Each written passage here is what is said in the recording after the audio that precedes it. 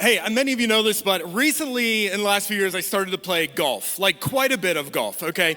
I'm still very much a casual golfer. I try to get out about once a week, but this year I've gone out usually about twice a week, all right? So I'm starting to ramp up my game. I was supposed to golf on Friday with our founding pastor, Lee Kreitcher, but last time I was out with him, I beat him, so I thought I'll give him a break. I'll let him have his day, okay?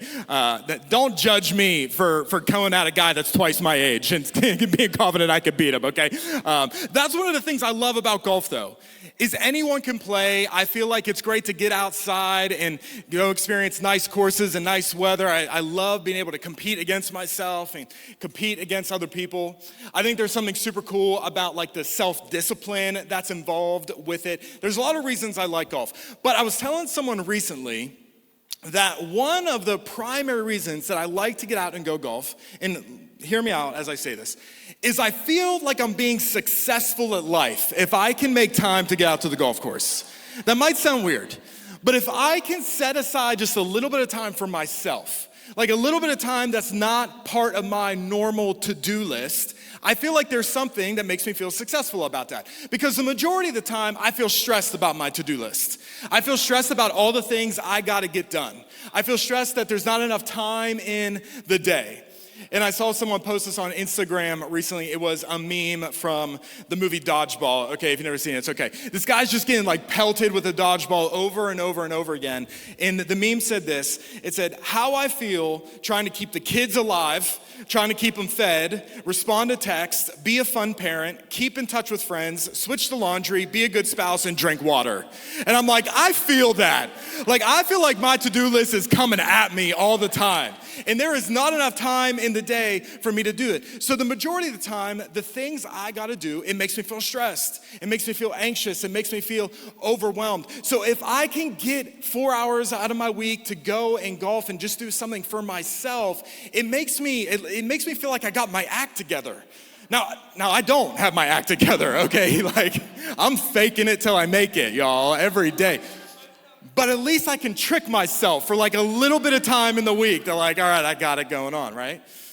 I don't know if you've ever felt trapped under the weight of busyness, the weight of your to-do list, right? I got things to fix at the house. I got work deadlines. I got errands to run. I got meals to prep. I got to sign up for kids camp because I still haven't signed my kids up for that, right?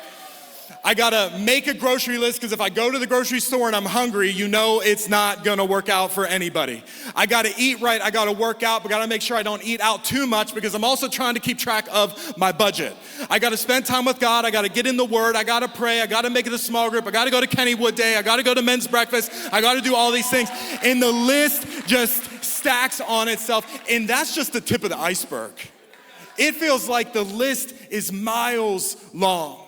And then we all are experts at the lists we gotta do. Actually, you might have just got to the point of service where you started to forget about the list, and now I just reminded you about it. You're now like, I got some things to do. Let's wrap it up, Pastor. Like, I got things to do.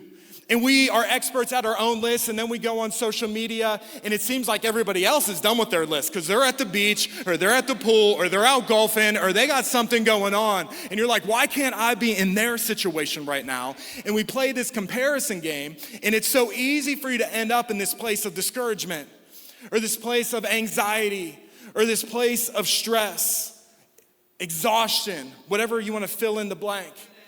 And typically, what we do when we get to that place is it will lead us to make wrong decisions. We'll end up in wrong places with the wrong people, getting into the wrong things, and it leads us to a worse place than where we started. So what's the answer? What's the answer when our to-do list is a mile long? And it's not golf. Though all the golfers in the room are like, actually, that would probably help. If I could you just let me get out on the course, it's gonna be okay. It's actually something a little bit deeper. I want to take us to Matthew 6 today. And in Matthew 6, Jesus is teaching a large group of people, and he's given a pretty lengthy sermon. If you were there, you'd have notes for days. It's typically called the Sermon on the Mount. And he gets to a point in his sermon where he's talking about worry. And he's talking about stress, and he's talking about anxiety. And the summary of this portion of his sermon is he says, okay, well, look at the birds of the sky. They don't need to worry about what they need to eat. And so if I take care of the birds, of course I'm going to take care of you. And the implication is, well, of course we're more valuable than the birds of the sky. And then he says, look at the grass of the field. And look how I clothe the grass of the field. And look at the flowers of the field. And if I clothe the grass of the field, how much more am I going to provide you your needs? And the implication being that, of course, we are more valuable than the grass of the field. And Jesus lands it in verses 33 and 34, and he says this. He says, but seek first his kingdom and his righteousness, and all, everyone say all these things will be added to you. Therefore, do not worry about tomorrow, for tomorrow will worry about itself. Each day has enough trouble on its own. So what's he say? Come on. I just got to read the Bible, and everyone's got to be like, oh, that's good. I don't care what you say. Just read me Matthew 6. He says, seek God. Seek his kingdom. Seek his righteousness. What's that mean? Seek the things of God. Seek the way that he's called you to live. Seek the things that he's passionate about, the things that he prioritizes. Seek those first, and all of these things will be added to you. Now, what's all? What is the definition of all? Because we can define that very, very differently. And our American Christian definition of all typically means everything's going exactly the way I want it, in the timing I want it, and as much as I want it. And we want a nice house, we want a nice car, we want a nice income, enough that I don't have to worry about a budget. I want Johnny to win the tournament this weekend. I want fresh baked cookies on the counter at home. And I just got everything taken care of, and there's nothing on my to-do list. Now we're all thinking of cookies, all right? Like, that's our definition of all, that I have everything I want exactly how I want it. I got no stress. But God's definition of all, I think, is a little bit different than that. I think his definition of all is way deeper than that.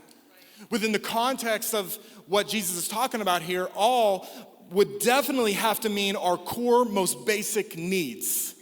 He's just talking about feeding the birds of the sky and clothing the grass of the field. So he's saying all, in order to God, in order to Jesus, would be that your core, most basic needs are met. But sometimes, even our core, most basic practical needs are not the thing we need most. Because sometimes the thing we need most is joy. And sometimes the thing we need most is peace. And sometimes we need that actually more than we need food, though we need food. But God knows our needs better than we know our needs. And he's saying, if you want that, then you gotta seek me first. Prioritize me, seek his kingdom, seek his righteousness. And then he begins to shift the conversation a little bit, because he shifts the conversation towards time. He says, don't worry about tomorrow.